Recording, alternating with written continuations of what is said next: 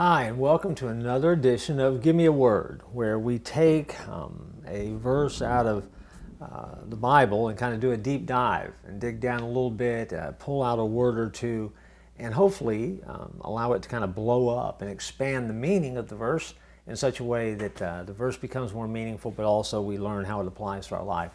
Today we go to 2 Corinthians 1, verses 8 and 9, as Paul is writing. And he says, "We are pressed out of measure, above strength, insomuch that we despaired even of life. But we had the sentence of death in ourselves, that we should not trust in ourselves, but in God, which raises the dead." Interesting phrasing that he uses. He's writing to the church at Corinth. This is a second letter that he has written to that church. And he is trying to encourage them, but also remind them of what it is they're supposed to do and how it is they're supposed to be living. When you take an inventory of your life, there are seasons of life that seem to be easier than others, and in some seasons certainly become harder than others. And in the Word of God, we find things that we can hold on to that will strengthen us and remind us what it is we're supposed to do on our journey. Anytime you're facing a challenge, these are good verses to go back and look at, because Paul writes, "We were pressed out of measure, above strength. We thought we were going to die.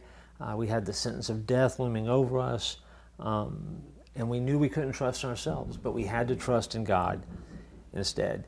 And in this verse, Paul is kind of summarizing the way that we feel sometimes. He's talking about what it means to be at the end of your rope, at the end of your ability to fix things. He's talking about what it means to be kind of pressed beyond what it is that you can, pressure coming in so much so that you feel like you're going to die.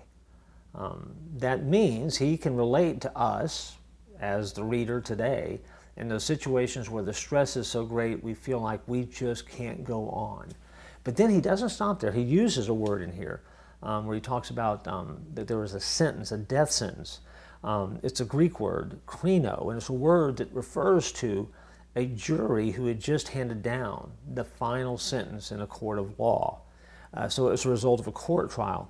And so Paul is saying in this word, or by using this word, that the problems stacked against him were going to be so overwhelming that there was no escape and there was no way to survive.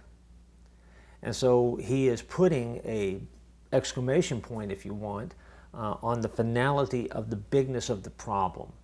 The problem, as far as he was concerned, that was going to lead to only one possible outcome, and that was death. In other words, life had gotten so bad, it was pushed in so bad, everything that he had done or had been accused of, he was guilty of, and there was only one conclusion. And then he moves beyond that death sentence and talks about, as bad as things are, and as bad as it appears, and as much as I think I'm going to die, you know what?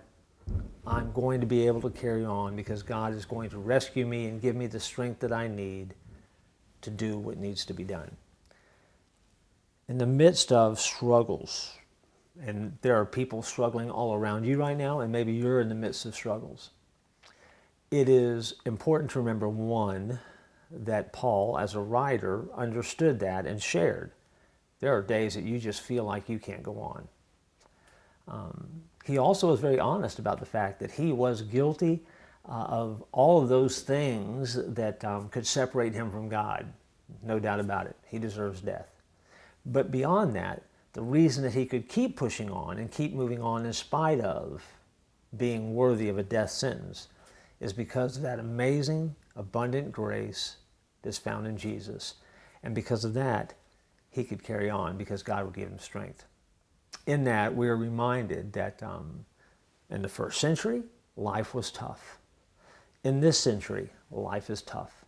In the first century, there were times that even Paul, as an apostle, a follower of Jesus, felt like he just couldn't go on and it was going to be too tough. An honest admission. In this century, we feel like that as well.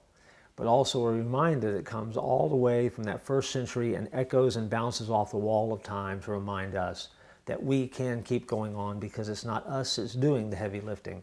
It is God himself that will carry us. And so, that's a word from the Word. And as my friend Ken Smith says, the Word doesn't lie.